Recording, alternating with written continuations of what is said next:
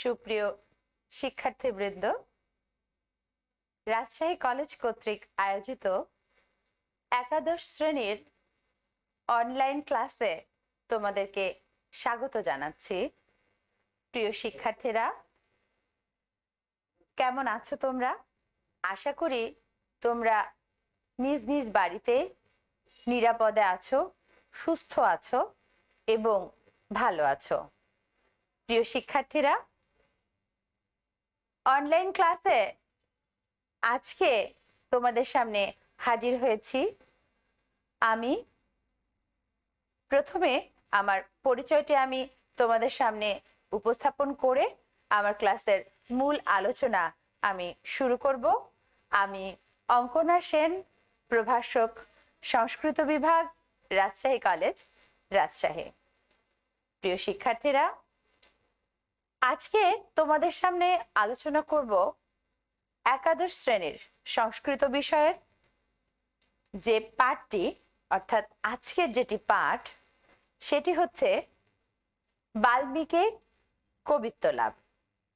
হ্যাঁ প্রিয় শিক্ষার্থীরা, বাল্মীকি কবিত্ব লাভ এই পদ্যাংশটি দিয়েই আমি তোমাদের সামনে আমার এই যে একাদশ শ্রেণীর আলোচনা যেটি পড়ানো শুরু করেছি, অর্থাৎ আমি এর আগে বাল্মীকি কবিত্ব লাভের উপরেই তোমাদের সামনে দুটি ক্লাস নিয়েছি। একটি ক্লাসে আমি বাল্মীকি কবিত্ব লাভের যে পুরো ঘটনাটি বা প্রাক কাহিনী, অর্থাৎ এই যে বাল্মীকি মুনি তিনি কবি হলেন, যে তার প্রাক যে কাহিনীটি সেটি তোমাদের সামনে আমি তুলে ধরেছি। এবং সেই ক্লাসটির পরে আমি আরেকটি ক্লাস নিয়েছি তোমাদের অনুবাদ এবং ব্যাখ্যার উপরে। এবং আজকে যে ক্লাসটি নিচ্ছি প্রিয় শিক্ষার্থীরা, সেটিও কিন্তু অনুবাদ এবং ব্যাখ্যার উপরেই হবে। প্রিয় শিক্ষার্থীরা, অনুবাদ এবং ব্যাখ্যা এর সম্বন্ধে তো তোমরা গত ক্লাসে জেনেছো, এবং সেই সাথে আজকে বলে রাখছি যে এই যে বাল্মীকি কবিত্ব লাভ, এটি যেহেতু একটি পদ্যাংশ, অর্থাৎ পদ্যে রচিত, যদিও তোমাদেরকে একটি বাংলায় উত্তর করতে হবে, তবে এটি সংস্কৃত ভাষায় পদ্যে রচিত এবং শ্লোক সংখ্যা রয়েছে তোমাদের বইয়ে প্রায় 32টির মতো।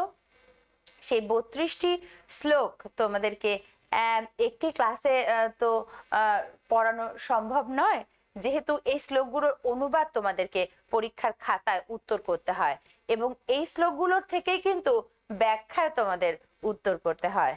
প্রিয় শিক্ষার্থীরা, তাই সেজন্য এই 32টি শ্লোককে আমি 3টি ভাগে ভাগ করেছি। অর্থাৎ আমি প্রথম ক্লাসে তো আমি এই যে তোমাদের বাল্মীকি কবিত্ব লাভ নামক যে যে পদ্যাংশটি, এর প্রাক কাহিনী বা এর পুরো ঘটনাটি গল্পাকারে যেটি আর কি, এটি তো একটি গল্প, একটি সুন্দর একটি কাহিনীকে প্রাক কাহিনী বা পূর্বের, মানে অর্থাৎ রামায়ণ যে মহাকাব্যটি, একটি রামায়ণ মহাকাব্যটি রচনার পূর্বের কাহিনীটি কিন্তু এই বাল্মীকি কবিত্ব লাভের বিষয়বস্তু। সেটি আমি বাংলায় খুব সুন্দর করে, যেহেতু তোমাদের বড় প্রশ্নের উত্তর করতে হচ্ছে কিন্তু এই পদ্যাংশ থেকে হ্যাঁ, বড় প্রশ্নের উত্তর করতে হয়, ছোট এখানে তোমাদের ছোট প্রশ্ন থাকে, ব্যাখ্যা উত্তর করতে হয়, অনুবাদ উত্তর করতে হয়, যদিও এগুলো সবই বাংলায় করতে হয়। সেজন্য এটি বাংলায় আমি তোমাদের সামনে তুলে ধরেছি এবং প্রথম ভাগে আমি 11টি শ্লোক সহ একটি ব্যাখ্যা, যে 3টি ভাগে আমি অনুবাদের ক্লাসকে বিভক্ত করেছি, সেটির প্রথম ভাগটি গত ক্লাসে হয়েছে এবং আজকে দ্বিতীয় ভাগে আমি 12 থেকে 23 নম্বর পর্যন্ত শ্লোক তোমাদের সামনে উপস্থাপন করব প্রিয় শিক্ষার্থীরা, এবং তার সেই সাথে একটি ব্যাখ্যাও আমি তোমাদেরকে দেখিয়ে দেব। তো আজকে ক্লাসের মাধ্যমে তোমরা কি কি শিখতে পারবে? বাল্মীকি কবিত্ব লাভ নামক যে পদ্যাংশটি রয়েছে, এর অনুবাদ এবং ব্যাখ্যা, অর্থাৎ যে দ্বিতীয় ভাগ, অর্থাৎ আমরা যে 3টি ভাগে ভাগ করলাম, সেই দ্বিতীয় ভাগের যে তোমাদের বইয়ে যে অনুবাদগুলো রয়েছে সেই অনুবাদের 12 থেকে 23 নম্বর পর্যন্ত অনুবাদ আজকের ক্লাসে আমাদের আলোচ্য বিষয় হবে। আমি আবার তোমাদের সামনে বলে রাখছি যে এই পদ্যাংশটি যেহেতু পুরোটাই পদ্যে অর্থাৎ শ্লোক আকারে কিন্তু এটি রচিত, এবং এই রামায়ণের প্রাক কাহিনীর একটি ছোট্ট অংশ, যেটি রামায়ণের একটি বৃহৎ মহাকাব্যের একটি চম্বুক অংশ বা ছোট অংশ কিন্তু তোমাদের পাঠ্য বিষয় হিসেবে রাখা হয়েছে, যেটি বাল্মীকি কবিত্ব লাভ বা বাল্মীকি যে কবিত্ব লাভ অর্থাৎ তিনি যে মুনি ঋষি থেকে কবি হয়ে গেলেন সেই ঘটনাটি, সেই সুন্দর আনন্দদায়ক শিক্ষণীয় ঘটনাটির কিন্তু পদ্যাকারে লেখা হয়েছে, বিভিন্ন শ্লোক আকারে। তাই সেই শ্লোকগুলোর মাধ্যমে কিন্তু এই পুরো কাহিনীটি উঠে এসেছে। যেহেতু বাংলায় বলেছি, বাংলায় আমরা এই কাহিনীটি পুরোটি জেনেছি, এখন আমরা অনুবাদের বাংলা অর্থ করে, অর্থাৎ সংস্কৃত পদ্যের বাংলা অর্থ করে যদি আমরা এটাকে আবার পড়ি, তাহলে আমাদের অনুবাদের অর্থগুলো জানা হয়ে যাবে, এবং এই শ্লোকাকারেই কিন্তু আমাদের ব্যাখ্যা লিখতে হয়, এবং ব্যাখ্যা আসে শ্লোকাকারে, কিন্তু সেটিকে বাংলায় আমাদেরকে সুস্পষ্টভাবে উত্তর করতে হয়। তো সেগুলো আমাদের দেখে নেওয়া প্রয়োজন। তো প্রিয় শিক্ষার্থীরা, চলো আমরা মূল আলোচনায় যাই, এবং যেহেতু আমরা সরাসরি অনুবাদ বা ব্যাখ্যার আলোচনায় না গিয়ে আমরা আমি তোমাদের সামনে কিছুটা এই যে প্রাক কাহিনী অর্থাৎ রামায়ণ রচনার প্রাক কাহিনীর যে গল্পটি সেটি ছোট্ট করে তুলে ধরতে চাই। তাহলে কি হবে, তোমাদের এই অনুবাদগুলো তোমাদের ধরতে সুবিধা হবে, কেননা এই কাহিনীটি সেটি কিন্তু পদ্যাকারে রচিত হয়েছে, এবং যে অনুবাদের অর্থ সেটি কিন্তু আসলে মূলত কাহিনী। সেজন্য যদি কাহিনী সুন্দরভাবে তোমরা ধরতে পারো বা তোমরা কাহিনীটি পড়তে পারো, তাহলে কি হবে, তোমাদের অনুবাদগুলোর বাংলা ও যে সংস্কৃত থেকে অনুবাদগুলো সেগুলো বুঝতে তোমাদের সুবিধা হবে। প্রিয় শিক্ষার্থীরা, তো এই যে প্রাক কাহিনীটি যাকে নিয়ে, অর্থাৎ বাল্মীকি মুনি, যিনি রামায়ণ নামক মহাকাব্যটির রচয়িতা, তিনি তার সম্বন্ধে বলা হচ্ছে যে তিনি তার আশ্রম থেকে তার প্রিয় শিষ্য ভরদ্বাজকে সঙ্গে নিয়ে তিনি তমসা নদীর তীরে, অর্থাৎ গঙ্গার খুব কাছে তমসা নদীর তীরে তিনি একটি জায়গাতে ঘাটে স্নান করতে যাচ্ছিলেন। এমত অবস্থায় তিনি তার প্রিয় শিষ্যকে নিয়ে বনের মধ্য দিয়ে তিনি যাচ্ছিলেন। তো পথে যেতে হঠাৎ তিনি দেখলেন একটি ক্রোঞ্চ যুগল, অর্থাৎ ক্রোঞ্চ নামক পাখির যুগল, তারা খুব সুন্দরভাবে তাদের মধুর একটি সময় কাটাচ্ছিল। হ্যাঁ, বসন্ত ঋতুতে পাখিরা মধুর কুজন্তি করে সুন্দর একটি সময় অতিবাহিত করে। ঠিক সেই রকমই যেন একটি সুন্দর সংসার একটি পাখির, অর্থাৎ একটি পুরুষ পাখি এবং একটি স্ত্রী পাখি, তারা যেন একজন আরেকজনকে ছেড়ে থাকতেই পারছে না, এবং তাদের একে অপরের প্রতি যে গভীর ভালোবাসা তারা বিভিন্ন কুজনের বিভিন্ন শব্দের মাধ্যমে সেটি তারা প্রকাশ করছিল। এবং এইরকম একটি সুন্দর দৃশ্য যেটি প্রকৃতি প্রেমিক যে কাউকে, অর্থাৎ যে কোনো মানুষকেই কিন্তু আকৃষ্ট করে। তাই বাল্মীকি মুনিবরকেও কিন্তু সেই সুন্দর দৃশ্যটি আকৃষ্ট করলো, এবং তিনি এবং তার প্রিয় শিষ্য ভরদ্বাজ তারা দুজনেই কিন্তু সেই দৃশ্যটি অবলোকন করতে থাকলেন। এবং হঠাৎ করেই একটি নির্মম ঘটনা ঘটলো সেখানে। একটি নিষ্ঠুর ব্যাধ, একটি কঠিন স্বর বা তীর সেটি বিদ্ধ করলো পুরুষ পাখিটিকে। হ্যাঁ শিক্ষার্থীরা, পুরুষ পাখিটি সেখানে তার তৎক্ষণাৎ সে রক্তাক্ত হয়ে মাটিতে পড়ে গেল এবং তার মৃত্যু হলো। এই দৃশ্য দেখে, এই করুণ দৃশ্য দেখে যে কারোর মনই কিন্তু নিদারুণ দুঃখে ভরে যাবে। এই নিদারুণ দুঃখ ময় এই যে চিত্রটি বা দৃশ্যটি, এটি দেখে যে কারোর হৃদয় ভেঙে যাবে বা দুঃখে সেটি নিদারুণ দুঃখে সেটি পরিপূর্ণ হয়ে যাবে, এটাই কিন্তু খুব স্বাভাবিক। তো সেই সময়ে ক্রঞ্চি তার পুরুষ ক্রোঞ্চ বা তার সাথীটিকে হারিয়ে সে দিশেহারা হয়ে পড়লো। সে দুঃখে কাতর হয়ে ছটফট করতে লাগলো এবং যেন তার নিজের ভাষায় সে বিলাপ করতে আরম্ভ করলো। এবং এই যে করুণ দৃশ্যটি, এটি মুনিবর বা ঋষি বাল্মীকি তিনি এটি দেখে যেন তিনি সহ্য করতে পারলেন না। এই দৃশ্য, এই নিদারুণ করুণ দৃশ্য তার হৃদয়কে উদ্বেলিত করে তুললো। এবং যে কারো হৃদয় কিন্তু উদ্বেলিত হবে, এটি কিন্তু স্বাভাবিক। কেননা মানুষের মন অতি দুঃখে যেমন কাতর হয়, আবার সুখে তার হৃদয় পরিপূর্ণ হয়।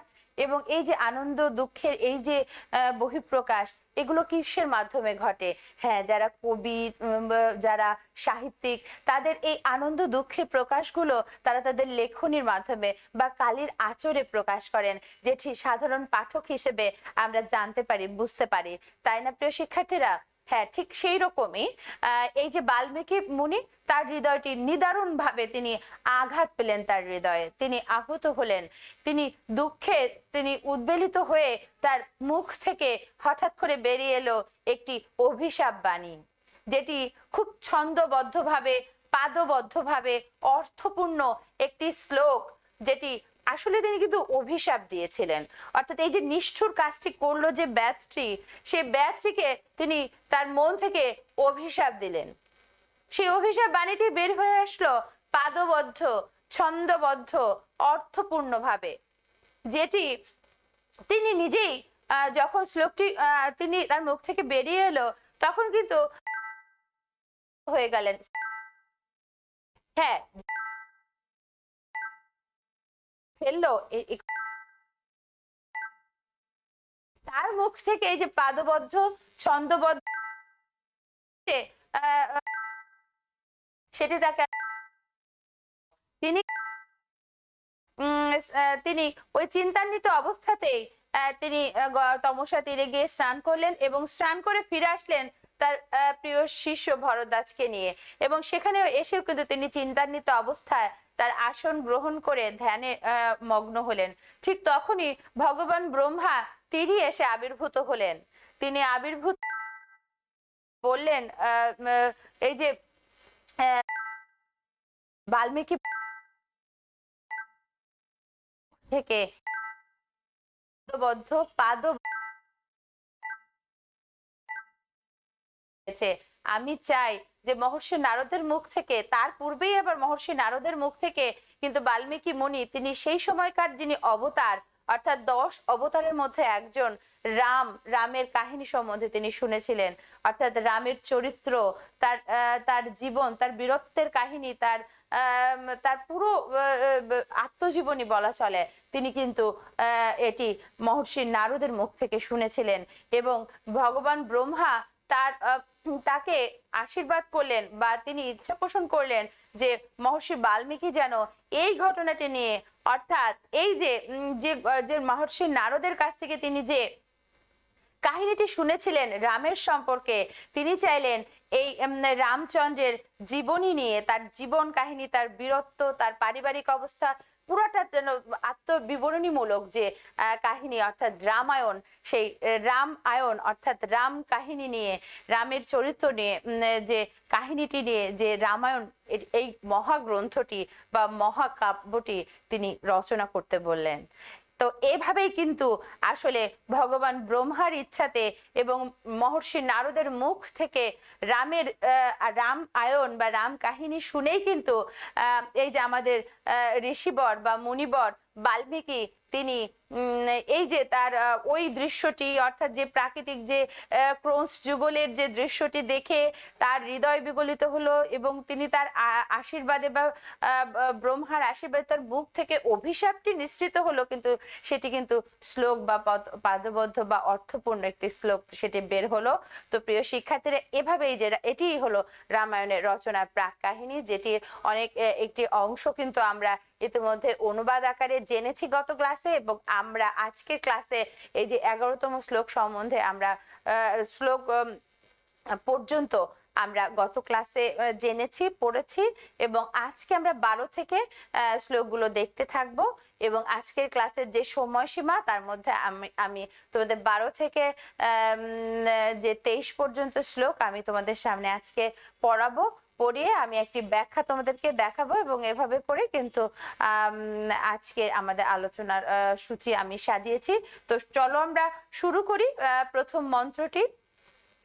তত করুণ বেদিত্বা ধর্ম অয়মিতি নিসাম্য রুদতি ক্রৌঞ্চিম ইদং বচনম ব্রবৃত। এই শ্লোকটির বাংলা অনুবাদ করলে হয়, করুণার বশবর্তী হয়ে তিনি স্থির সিদ্ধান্তে উপনীত হলেন যে এটা অত্যন্ত অধর্ম হয়েছে। কোনটা অত্যন্ত অধর্ম হয়েছে?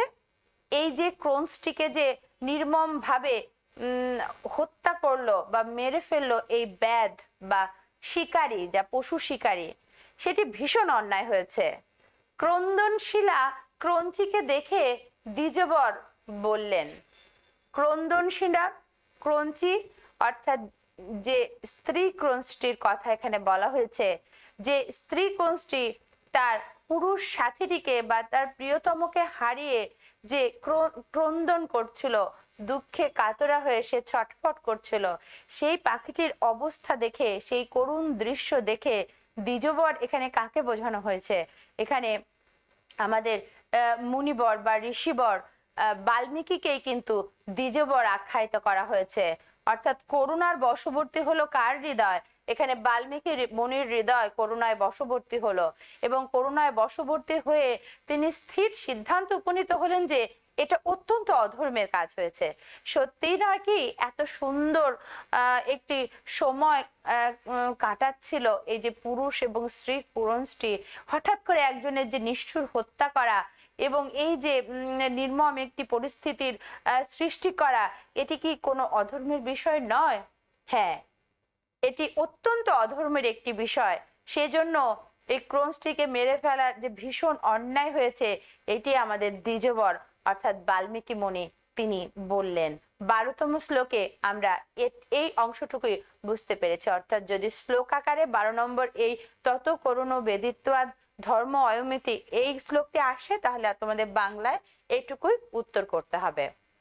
এবং যে শ্লোকটি অর্থাৎ যে অভিশাপের শ্লোকটি, যেটি রামায়ণের 13 নম্বর শ্লোক হিসেবে আছে, অর্থাৎ যখন কাব্যাকারে উনি প্রকাশ করলেন এটি, তখন তিনি যে প্রথমে তার মুখ থেকে যেটি আসলো, অর্থাৎ তিনি সাজিয়ে যখন লিখলেন, তখন কিন্তু এই জায়গাতেই সেই শ্লোকটি আমরা দেখতে পাচ্ছি যে মা নিষাদ প্রতিষ্ঠাং ত্বমগম শাশ্বতী সমা ইয়ৎক্রঞ্চ মিথুনাদে কমবোধি কামমোহিতম।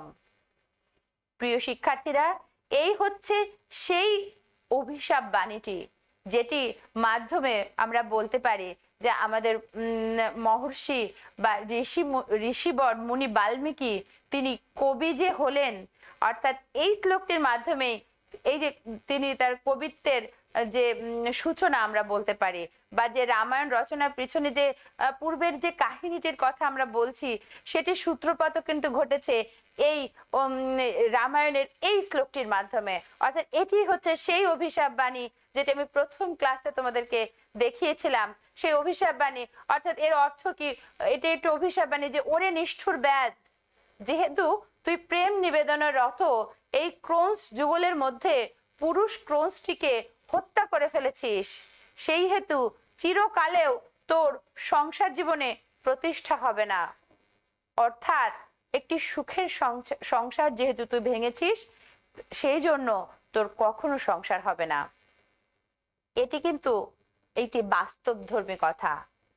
অর্থাৎ কারোর সংসার বা জীবন নষ্টকারী মানুষ, সে কি জীবনে কখনো কোনোদিন সুখী হতে পারে? অর্থাৎ অপরের সুখ হরণকারী কোনো মানুষ কখনো তার প্রতিষ্ঠা বা তার নিজেরও সংসার জীবনে সুখ প্রাপ্তি কিন্তু হতে পারে না। এমনটাই কিন্তু জ্ঞানী মনীষীগণ তারা বলে গেছেন, এবং আমরা আমাদের জীবন দিয়ে কিন্তু এটি উপলব্ধি করি, আমরা এটি বুঝতে পারি এবং জানি। কিন্তু যদি আমরা ওই দিক দিয়ে বিচার করি যে না, এই ব্যাধটি, এটি তো পশু পাখি শিকার করা, এটি তো তার তার পেশা, তাই না? এর মাধ্যমে হয়তো বা ব্যাধটি জীবন ধারণ করে, কিন্তু এমনই একটি পরিস্থিতি যে সেই তখনই সেই বনের মধ্য দিয়ে আমাদের এই যে মহর্ষি বাল্মীকি, তিনি যাচ্ছিলেন তার প্রিয় শিষ্যকে নিয়ে। সেই অবস্থায় তিনি ক্রোঞ্চ পাখি দুটির যে সুন্দর মুহূর্ত কাটাচ্ছিলেন তিনি দেখছিলেন। হয়তোবা ওইরকম একটি করুণার সূত্রপাত বা করুণার বিদীর্ণ বা দুঃখ বিদীর্ণ ওই যে দৃশ্যটি না দেখলে হয়তো বা তার ভেতর থেকে তার পবিত্র সত্তার কখনো আবিষ্কার হতোই না। হয়তোবা এটি ঈশ্বরের ইচ্ছা ছিল, সেজন্য সেই রকম একটি করুণ দৃশ্য তিনি দেখেছিলেন আমাদের মহর্ষি বাল্মীকি, এবং সেজন্যই তার পবিত্র সত্তা হঠাৎ করে জেগে উঠলো। অর্থাৎ ওরকম নিদারুণ আঘাত বা করুণ দৃশ্যের অবতারণার কারণে তার হৃদয় এতটাই বিদীর্ণ হলো যে উদ্গীরিত হলো একটি অভিশাপ। সেটি আবার হলো শ্লোকাকারে, অর্থপূর্ণ ভাবে এবং পাদবদ্ধ ভাবে।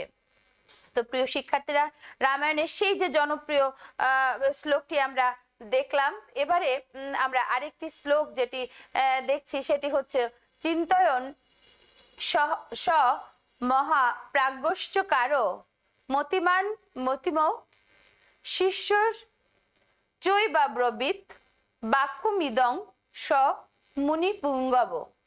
অর্থাৎ মহাজ্ঞানী এবং শাস্ত্রজ্ঞ সেই মুনিশ্রেষ্ঠ বাল্মীকি চিন্তা করতে করতে যে সিদ্ধান্তে উপনীত হলেন, তিনি সেই কথা পাশে অবস্থিত, অর্থাৎ তার পাশে কিন্তু তার প্রিয় শিষ্য ভরদ্বাজকে নিয়ে কিন্তু তিনি সামনের দিকে এগোচ্ছিলেন। তো মহাজ্ঞানী এবং শাস্ত্রজ্ঞ অর্থাৎ একজন ঋষিবর মুনিগর, তারা জ্ঞান সাধনা বা শাস্ত্র সাধনা করায় তাদের কিন্তু মূল কাজ ছিল।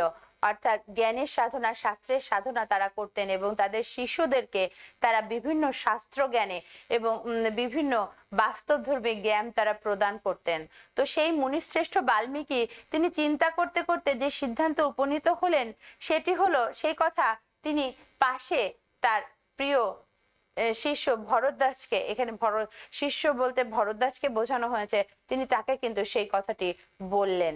তিনি কি বললেন? এর আগে আমরা একটি শ্লোক আমরা দেখে নিব। অর্থাৎ এই যে প্রিয় শিষ্য ভরদ্বাজকে পাশে অবস্থিত যে তিনি বললেন, তার আগে একটি শ্লোক আমি তোমাদেরকে দেখাবো। সেটি হচ্ছে তস্যেত্থং ধ্রুবতশ্চিন্তা বভুব হৃদি বিক্ষত শোকার্তেনাস্য শকুনে কিমিদং ব্যাহৃতং ময়া। এই শ্লোকটির অনুবাদ করলে, বাংলা অনুবাদ করলে হয়, এই কথা বলার পর এবং ওই দৃশ্য দেখতে দেখতে তার অর্থাৎ বাল্মীকি মুনির মনে চিন্তা হলো, ক্রোঞ্চ পাখিটির শোকে কাতর হয়ে এ আমি কি বললাম। আমরা 13 নম্বর শ্লোকে কি দেখলাম? এখানে আমরা দেখলাম যে অভিশাপ বাণীটি বের হলো আমাদের মুনিবর মহর্ষি বাল্মীকির মুখ থেকে, এবং তিনি অভিশাপটি দিলেন। এবং 14 নম্বর শ্লোকে কি দেখছি? যে তস্যেত্থং ধ্রুবতশ্চিন্তা বভুব হৃদি বিক্ষত শোকার্তেনাস্য শকুনে কিমিদং ব্যাহৃতং ময়া। অর্থাৎ এই কথা বললেন যে অভিশাপ বাণীতে তিনি দিয়ে ফেললেন। দেওয়ার পরে ওই দৃশ্য দেখতে দেখতে তার অর্থাৎ বাল্মীকি মুনির মনে চিন্তা হলো যে ক্রোঞ্চ যে পাখিটির শোকে কাতর হয়ে এটা আমি কি বললাম। অর্থাৎ তিনি চিন্তিত হয়ে পড়লেন, এ আমার মুখ দিয়ে কি বের হলো, এটি কি সত্যি আমি বললাম?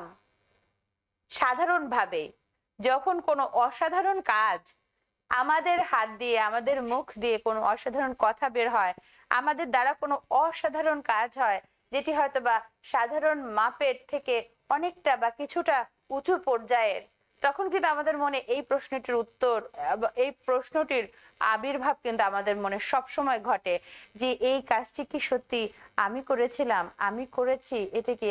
হ্যাঁ, এটি নিশ্চয়ই ঈশ্বর প্রদত্ত, আল্লাহ প্রদত্ত এটি। অর্থাৎ কখনোই আমরা এই যে কাজটি করার পরে যে যে যে কি বলবো, যে ক্রেডিটটি কিন্তু আমরা নিজেরা নেই না বা নিতে চাই না। আমরা মনে করি যে না, এটি ঈশ্বর প্রদত্ত বা আল্লাহ প্রদত্ত, তিনি কৃপা বা দয়া করেছিলেন বলেই আমার দ্বারা, আমার মতো সাধারণ মানুষের দ্বারা হয়তো বা এই অসাধারণ কাজটি করা সম্ভব হয়েছে। এবং আমরা চিন্তান্বিত হই, সত্যি কি সেই সময় এত ভালো কাজটি, এই অসাধারণ কাজটি আমি করেছিলাম? আমরা করি না অনেক সময়? হ্যাঁ, আমাদের জীবনেও কিন্তু এরকম অনেক ঘটনা ঘটে বা এরকম অনেক কাজ হয়তো বা আমাদের করার সৌভাগ্য হয়, যে অসাধারণ কাজটির দ্বারা আমাদের মানব জীবন কোথাও না কোথাও সার্থকতা পায়। তাই না প্রিয় শিক্ষার্থীরা? হয়তো বা এই যে আমাদের মহর্ষি বাল্মীকি এই যে অর্থবহ বা শ্লোক মানে ছন্দবদ্ধ পাদবদ্ধ এই যে সুন্দর শ্লোকটি, যেটি অভিশাপ বাণী রূপে তার মুখ দিয়ে আসলো, তাহলে তিনিও কিন্তু এটি চিন্তান্বিত হয়ে পড়লেন যে আমি কি বললাম। এবারে আমি যে শ্লোকটি তোমাদেরকে কিছুক্ষণ আগেই পড়ে শুনিয়েছি, সেটি হচ্ছে যে এই যে চিন্তন স মহাপ্রাজ্ঞশ্চকার মতিমান মতিম শিষ্য চৈব ববৃতাৎ বাক্যম ইদং স মুনি পুঙ্গব। অর্থাৎ মহাজ্ঞানী এবং শাস্ত্রজ্ঞ সেই মুনি শ্রেষ্ঠ বাল্মীকি চিন্তা করতে করতে যে সিদ্ধান্তে উপনীত হলেন, যে তিনি সেই কথা তার পাশে তার শিষ্য ভরদ্বাজকে বললেন। অর্থাৎ তার মুখ দিয়ে অভিশাপ বাণীটি বের হলো, তিনি চিন্তা করলেন এটি আমি কি বললাম। তিনি মনে মনে চিন্তা করলেন এটিকে আমি বললাম, এবং এই কথাটি চিন্তা করে করে তিনি কিন্তু পাশে অবস্থিত তার প্রিয় শিষ্যকে এটি বললেন, যেটি সাধারণত আমরা করে থাকি, যে অনেক কিছু চিন্তা করি এবং তারপরে কারোর কাছে না কারোর কাছে আমরা বলি, সেটা তার সাথে আমরা এটি শেয়ার করি, তাই না? এখানে কিন্তু সেই ঘটনাটি ঘটেছে। পাদ্যবদ্ধ, পাদবদ্ধ অক্ষর সমস্ত্রী লয় সমন্বিত শোকার্তস্য প্রবৃত্ত মে শ্লোক ভব অন্যথা, ভব ন অন্যথা। এখানে শ্লোক অন্যটি ভাঙলে এটি হয় অর্থাৎ। অর্থাৎ এই শ্লোকটির বাংলা করলে, যেহেতু আমার এই বাক্যটি, অর্থাৎ তিনি যে অভিশাপ বাণীটি দিলেন সেটির কথা বলা হচ্ছে, পাদবদ্ধ সম অক্ষর যুক্ত এবং ইহা বিনা প্রভৃতি বাদ্যযন্ত্রের সাহায্যে গীত হতে পারে, তাই এটি শ্লোক বলে অভিহিত হোক, অন্য কোনো শব্দে নয়। অর্থাৎ শ্লোক হতে গেলে সেটিকে ছন্দবদ্ধ হতে হবে, পাদবদ্ধ হতে হবে, সম অক্ষরযুক্ত হতে হবে, এবং বিনা, অর্থাৎ বিনা নামে যে বাদ্যযন্ত্রটি, তোমরা তো সেটি দেখেছো, হ্যাঁ, সেই বিনা নামক বাদ্যযন্ত্রটির, অর্থাৎ সেই সময়ে এই বাদ্যযন্ত্রটির প্রচলন ছিল, এজন্য বলা হচ্ছে যে বিনা প্রভৃতি বাদ্যযন্ত্রের সাহায্যে যেটি গীত হতে পারে, অর্থাৎ যেটি গাওয়া যেতে পারে। যেহেতু শ্লোক হিসেবে এটি কোনো সাধারণ শব্দ হিসেবে বা সাধারণ বাক্য হিসেবে এটি অভিহিত হতে পারে না, এটির যা গুণাবলী রয়েছে তাতে করে এটি নিঃসন্দেহে শ্লোক বলে অভিহিত হোক। অর্থাৎ তিনি চাইলেন যেহেতু শ্লোকের যে সমস্ত গুণাবলী বা যে সমস্ত বৈশিষ্ট্য থাকলে একটি সার্থক শ্লোক হয়, এই যে বাক্যটি তার মুখ থেকে নিঃসৃত হয়েছে, সেটি তো একটা আদর্শ শ্লোক বা আদর্শ বাক্য। সেজন্য তিনি চাইলেন যে হ্যাঁ, এটি শ্লোক বলে অভিহিত হোক, অন্য কোনো সাধারণ শব্দ বা শব্দ বলে নয়, এটি তিনি বললেন। শিষ্যস্তুতস্য ব্রুবত মুনির বাক্যম অনুত্তমম প্রতিজগ্রাহ সন্তুষ্ট অশ্ব তুষ্ট অভবনোন্মতি। অর্থাৎ শিষ্য তার, অর্থাৎ বাল্মীকির ওই অতি উত্তম প্রস্তাব সন্তুষ্ট চিত্তে স্বীকার করে নিলেন। এটা যে কেউ স্বীকার করবেন। আর তার প্রিয় শিষ্য ভরদ্বাজ তার গুরুর এই যে উত্তম প্রস্তাব, এটি যে স্বীকার করে নেবেন সেটি তো স্বাভাবিক, তাই না? আর গুরুর আদেশ, তাছাড়া এরকম অসাধারণ একটি সৃষ্টি, এতে মুনি নিজেও কিন্তু সন্তুষ্ট হলেন। তো প্রিয় শিক্ষার্থীরা, এই পর্যন্ত আমরা জানতে পারলাম। এবং সো অভিষেকং তত কৃত্তা তীর্থে তস্মিন যথাবিধি তমেব চিন্তয় অনর্থ উপায় বর্ততে বৈ মুনি।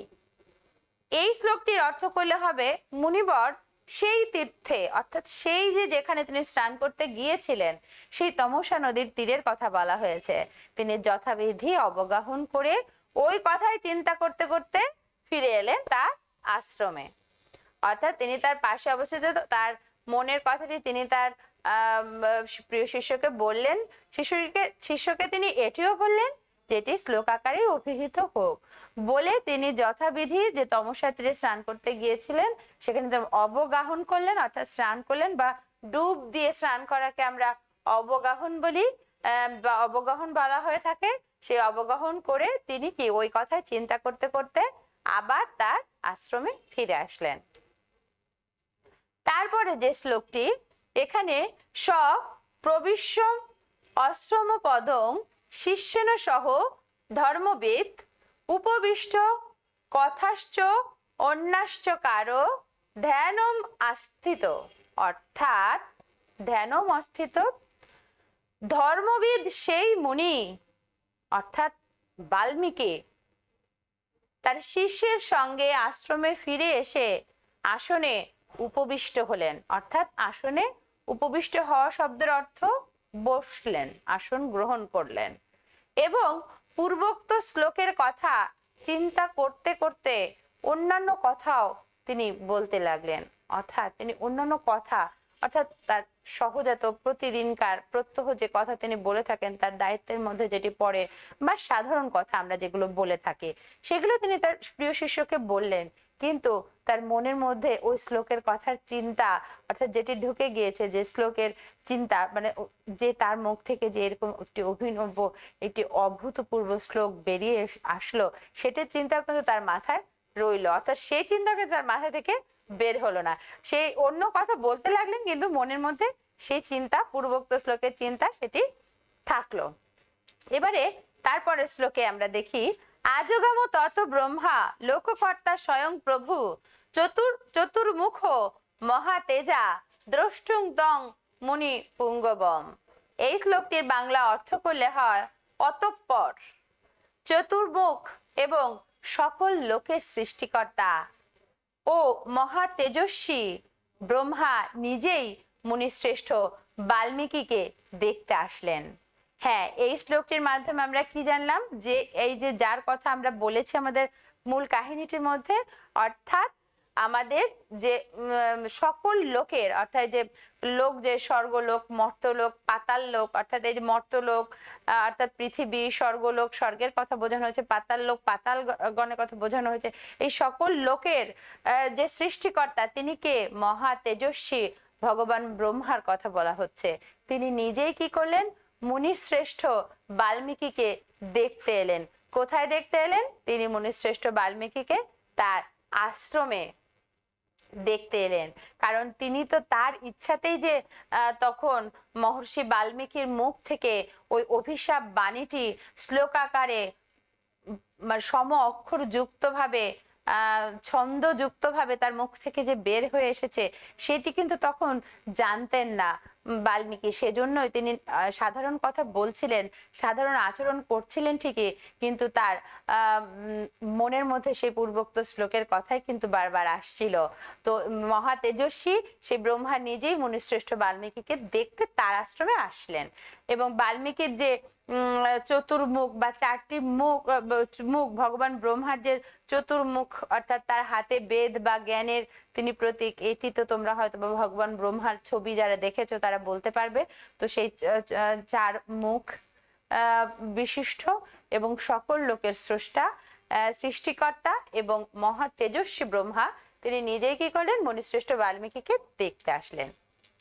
এবারে দেখো পরবর্তী শ্লোকে, অর্থাৎ 22 নম্বর শ্লোকে, বাল্মীকি রথ তদৃষ্টা সহসোত্থায় বাগয়ত প্রাঞ্জলি প্রযত ভূত্তা তস্থ পরম বিস্মিত। হ্যাঁ, এই শ্লোকটির বাংলা অর্থ করলে দাঁড়ায় মহর্ষি বাল্মীকি তাকে, অর্থাৎ ব্রহ্মার কথা বলা হয়েছে, দেখে তিনি অত্যন্ত বিস্মিত হলেন। সাধারণভাবে একজন মহর্ষির আশ্রমে ভগবান ব্রহ্মা, সেই চতুর্মুখধারী ব্রহ্মা, সকল লোকের সৃষ্টিকর্তা, হঠাৎ তার আগমন ঘটবে, এটি অত্যন্ত বিস্মিত হবার মতোই কিন্তু বিষয়। সে বিস্ময়ে কিন্তু অভিভূত হইলেন আমাদের এই যে মহর্ষি বাল্মীকি।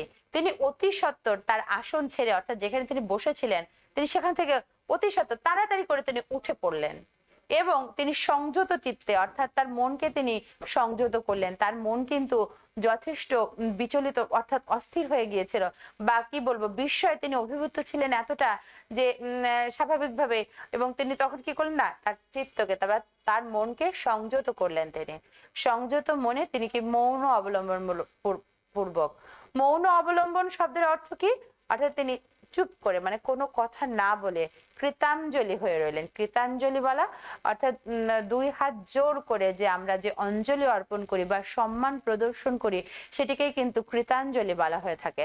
তাই তিনি কৃতাঞ্জলি হয়ে রইলেন এবং সংযত চিত্তে, যেটি একজন মুনিবর বা একটা ঋষিবর বা একজন শিক্ষক বা গুরুর ধর্ম হয়ে থাকে, সেটি কিন্তু তাকে অবশ্যই তার মনকে, তার চিত্তকে বা মনকে, তার ইন্দ্রিয় বলতে তোমরা কি জানো যে পঞ্চম ইন্দ্রিয় বা ষষ্ঠ ইন্দ্রিয় কিন্তু বলা হয় চিত্ত বা মনকে। এবং পঞ্চম ইন্দ্রিয় গুলো কি কি, আমাদের চোখ, কান, নাক, মুখ, এগুলো তাই না, আমাদের ইন্দ্রিয়গুলো, এগুলো সংযত রাখা বা এগুলো সংযমের মাধ্যমে প্রকাশ করা, এটি কিন্তু একজন শিক্ষক, একজন গুরু, একজন শাস্ত্রজ্ঞ পণ্ডিত, সর্বজ্ঞানী যাকে আমরা বলছি এই মহর্ষি, এটি কিন্তু তার চরিত্রেরও একটি মহৎ গুণ। এবং তিনি গুরু হিসেবে বা সেই শাস্ত্রজ্ঞ পণ্ডিত মুনিবর ঋষিবর হিসেবে তিনি কিন্তু তার চিত্তকে তিনি সংযত করলেন, এবং সংযত চিত্তে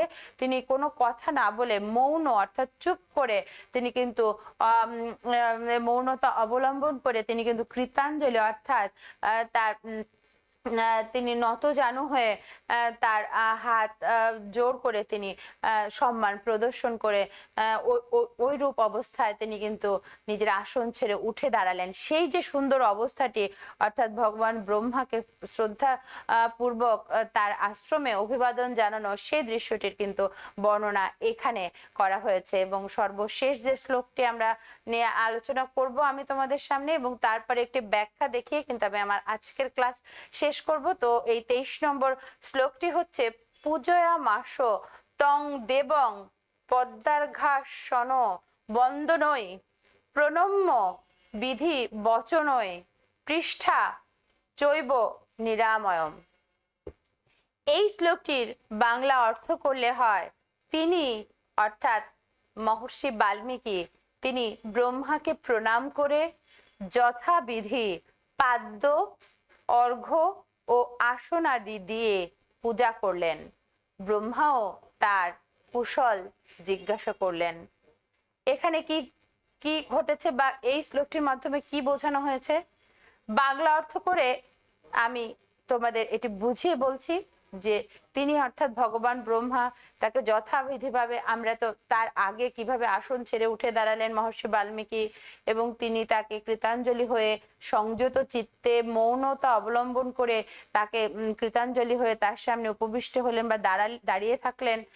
তিনি ব্রহ্মাকে কি যথাবিধিভাবে তার পাদ্য, অর্ঘ্য, অর্থাৎ যে পূজা পদ্ধতি, অর্থাৎ তার পা ধুয়ে বা তাকে যথাবিধি আসন প্রভৃতি দিয়ে, অর্থাৎ তিনি যাতে ভালোভাবে বসতে পারেন এবং তাকে সম্মান জানিয়ে তাকে পূজা করে, অর্থাৎ তাকে যথাযোগ্য সম্মান প্রদর্শন পূর্বক, অর্থাৎ যথাযথ সম্মান প্রদর্শন করেই কিন্তু তিনি তার পূজা করলেন। এবং ভগবান ব্রহ্মা, তার কথা বলা হয়েছে যে ব্রহ্মাও কিন্তু তার অর্থাৎ মহর্ষি বাল্মীকির কুশল এটি জিজ্ঞাসা করলেন, এবং কুশল জিজ্ঞাসা করে কিন্তু তিনি তার সম্বন্ধে জিজ্ঞেস করলেন যে তার বর্তমান অবস্থা বা তিনি কেমন আছেন, সেই কথাটিও তিনি জিজ্ঞেস করলেন এখানে।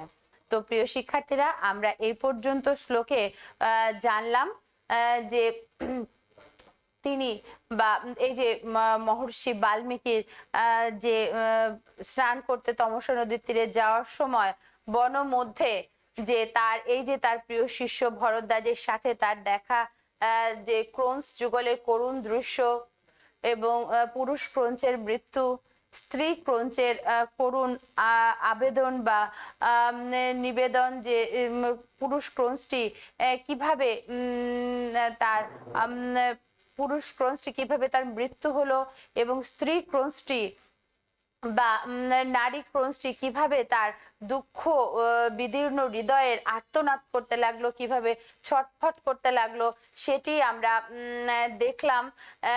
এবং সেই অবস্থা দেখে আমাদের মুনিবর ঋষিবর বাল্মীকির হৃদয় কতটা বিদীর্ণ হলো, আঘাতপ্রাপ্ত হলো এবং করুণায় উদ্বেলিত হয়ে তার হৃদয় থেকে বা তার মন থেকে কিন্তু যে অভিশাপ বাণীটি শ্লোক আকারে বেরিয়ে আসলো, সেটির মাধ্যমে কিন্তু তার কবি সত্তার প্রকাশ ঘটলো। তো একটি খুব গুরুত্বপূর্ণ একটি ব্যাখ্যা, যেটির বিশ্লেষণ করে আমি আমার আজকের ক্লাস শেষ করব। সেই গুরুত্বপূর্ণ ব্যাখ্যাটি তোমাদেরকে সামনে একটু আমি আলোচনা করছি। যে শ্লোকটি আমি পড়িয়েছি তোমাদেরকে আজকেই, তার মধ্যে এই শ্লোকের বাংলা অনুবাদটি আমি তোমাদের সামনে আলোচনা করেছি কিছুক্ষণ আগেই। তো এই শ্লোকটি কিন্তু একটি গুরুত্বপূর্ণ ব্যাখ্যাও, অর্থাৎ এই যে বাংলা অনুবাদটি, এর ব্যাখ্যা করাও কিন্তু তোমাদের একটি অবশ্য কর্তব্য বা অবশ্য করণীয় একটি কাজ, যেটি পরীক্ষাতে তোমাদের কিন্তু এই ব্যাখ্যারও উত্তর করতে হয়। এবং সঠিক নিয়মে ব্যাখ্যা লিখতে না পারার কারণে কিন্তু অনেক সময় তোমাদের কিছুটা সমস্যায় তোমরা পড়তে পারো। সেজন্য কিন্তু এটি দেখিয়ে দেওয়া, অর্থাৎ তোমাদের এই যে সংস্কৃত শ্লোকে তোমাদের থাকবে এই অনুবাদটি, কিন্তু তোমরা কিন্তু শ্লোকটি সংস্কৃতে থাকলেও সেটি অনুবাদ করবে এবং বাংলাটি নিজের মনে বুঝে সেই বাংলা অনুযায়ী কিন্তু বাংলায় তোমরা ব্যাখ্যা করবে এবং বাংলাতে লিখবে। তো সেরকম একটি উদাহরণ নিয়ে চলো আমরা একটু আলোচনা করি। পাদবদ্ধ অক্ষর সমষ্টি লয় সমন্বিত শোকার্তস্য প্রবৃত্ত মে শ্লোক ভব অন্যথা ন অন্যথা। অর্থাৎ এই শ্লোকটির যদি আমরা বাংলা অনুবাদ করি তাহলে আমরা পাই, যেহেতু আমার এই বাক্যটি অর্থাৎ মহর্ষি বাল্মীকির এই বাক্যটি পাদবদ্ধ সম অক্ষরযুক্ত এবং উহা বিনা প্রভৃতি বাদ্যযন্ত্রের সাহায্যে গীত হতে পারে, তাই এটি শ্লোক বলে অভিহিত হোক, অন্য কোনো শব্দে নয়। এই যে শ্লোকটি, যেটির বাংলা আমরা জানলাম, এই বাংলা থেকে অর্থাৎ এই শ্লোকটি যখন পরীক্ষায় আসবে, সেই শ্লোকটি দেখে আমরা যদি বাংলাটা জানি, অর্থাৎ যেহেতু আমার এই বাক্যটি পাদবদ্ধ সমঅক্ষরযুক্ত এবং উহা বিনা প্রভৃতি বাদ্যযন্ত্রের সাহায্যে গীত হতে পারে, তাই ইহা শ্লোক বলে অভিহিত হোক, অন্য কোনো শব্দের নয়। এটির ব্যাখ্যা আমি তোমাদের সামনে করেছি। অর্থাৎ এই বাংলা শ্লোকটির বাংলা অনুবাদটির ব্যাখ্যা করলে আমরা এভাবে প্রথমে আমাদের উৎসে লিখতে হবে যে আলোচ্য শ্লোকটি বাল্মীকি কবিত্ব লাভ শীর্ষক কাব্যাংশ থেকে উৎকলিত হয়েছে। ধরো এরকম একটি বাক্য বা নেওয়া হয়েছে, উৎকলিত হয়েছে জায়গা আলোচ্য শ্লোকটি আমরা কোথায় বাল্মীকি কবিত্ব লাভ বা কবিকুল চূড়ামণি বা কবি সাহিত্যিকদের মধ্যে, সংস্কৃত সাহিত্যের কবি সাহিত্যিকদের মধ্যে শ্রেষ্ঠ অবস্থানে যার জায়গায় সেই রামায়ণের বাল্মীকি কবিত্ব লাভ শীর্ষক কাব্যাংশ থেকে এটি নেওয়া হয়েছে প্রসঙ্গ অর্থে। অর্থাৎ কোন প্রসঙ্গে বলা হচ্ছে, এখন কিন্তু আমাদের বাংলা অর্থটি কাজে আসবে যে কোন প্রসঙ্গে বলা হচ্ছে। দেখো যে এই যে যখন তমসা তীরে স্নান করতে যাওয়ার সময় যে বন মধ্যে যে পুরুষ এবং স্ত্রী ক্রোঞ্চটি তাদের সুন্দর সময় কাটানোর সময় যখন পুরুষ ক্রোঞ্চটি নিষ্ঠুরভাবে তীরবিদ্ধ হয়ে তার মৃত্যু হলো বা তাকে হত্যা করা হলো, একটি নিষ্ঠুর ব্যাধ তাকে একটি তীর দিয়ে তাকে বিদ্ধ করে তাকে হত্যা করলো, সেই সময়টিতে ওই স্ত্রী ক্রোঞ্চটির আর্তনাদ, তার করুণ আর্তনাদ, করুণ হৃদয়ের আর্তনাদ এবং ছটফটানি দেখে তখন কিন্তু অত্যন্ত বিদীর্ণ হলো হৃদয় কার? আমাদের মনিবর বাল্মীকির। এবং তার মুখ থেকে যে ছন্দবদ্ধ সম অক্ষর যুক্ত এবং পাদবদ্ধ যে শ্লোকটি বের হয়ে আসলো, যা বীণা সহ বিভিন্ন বাদ্যযন্ত্রের যারা দ্বারা যেটি গান করা সাহায্যে যেটি গীত হওয়া বা গান করা সম্ভব, সেই শ্লোকটি অর্থাৎ আদর্শ একটি শ্লোক, এটি শ্লোক বলেই অভিহিত হোক, অন্য কোনো শব্দ নয়। এই প্রসঙ্গই কিন্তু তোমরা খুব পরিষ্কার ভাবে এই ব্যাখ্যাটির মাধ্যমে তুলে ধরবে এবং বিশ্লেষণে কিন্তু সেই শুধুমাত্র এই শ্লোকটির যে কথাটুকু, অর্থাৎ এই যে তিনি অর্থাৎ মহর্ষি বাল্মীকির মুখ থেকে যে কথাটি উঠে এসেছে, যে তিনি বললেন যে তোমরা এই যে কথাটি যে তিনি তার হৃদয়ের অবস্থা বা তার যে সম অক্ষরযুক্ত পাদবদ্ধ বা অর্থপূর্ণ এই সুন্দর যেটি বাদ্যযন্ত্রের মাধ্যমে গাওয়া যাবে, এই শ্লোকটি যেন অবশ্যই শ্লোক বলেই অভিহিত হয়, অন্য কোনো শব্দের দ্বারা বা সাধারণ কোনো কথা যেহেতু এটি নয়। তো এই কথাটির কিন্তু বিশ্লেষণ তোমরা সুন্দরভাবে করবে। এভাবে যদি তোমরা একটি ব্যাখ্যা লেখো তাহলে কিন্তু সেটি তোমরা খুব সুন্দরভাবে এই এই শ্লোকের মাধ্যমে বাংলাটি জানলে কিন্তু তোমাদের ব্যাখ্যা বাংলায় যেহেতু উত্তর করতে হবে, তোমরা খুব সুন্দরভাবে সেটা উত্তর করতে পারবে এবং কোনো ভুল বা অস্পষ্ট কোনো ধারণা তোমাদের মধ্যে থাকবে না। তো প্রিয় শিক্ষার্থীরা, তোমরা ভালো থাকো, সুস্থ থাকো। আগামী ক্লাসে তোমাদের সাথে আবার আমার দেখা হবে। এবং প্রিয় শিক্ষার্থীরা, আগামী ক্লাসটিতে আমি বাকি যে শ্লোকগুলো রয়েছে অর্থাৎ 23-এর পর থেকে 32 পর্যন্ত অর্থাৎ 24 থেকে 32 পর্যন্ত শ্লোক নিয়ে তোমাদের সামনে আলোচনা করব এবং সেখানে আরেকটি ব্যাখ্যা আমি দেখাবো।